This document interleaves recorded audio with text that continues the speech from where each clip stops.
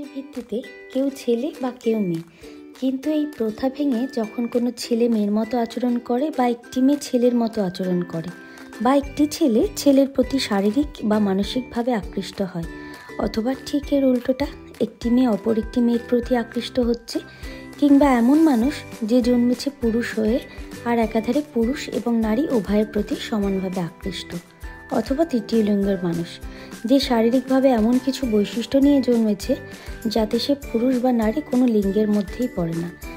এরকম যে যাই হোক না কেন, সবার উপরে সে মানুষ।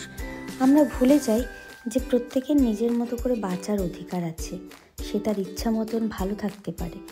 একটাই ছোট জীবন, সেটা ফুরিয়ে গেলে সত্যি আর কিচ্ছু থাকবে না। তাই প্রত্যেককে নিজের মতো করে বাঁচতে দেওয়া উচিত। সেটা সমাজ, পরিবার, বন্ধুবান্ধব, প্রতিবেশী, আমাদের প্রত্যেকেরই দায়িত্ব বলে মনে করি।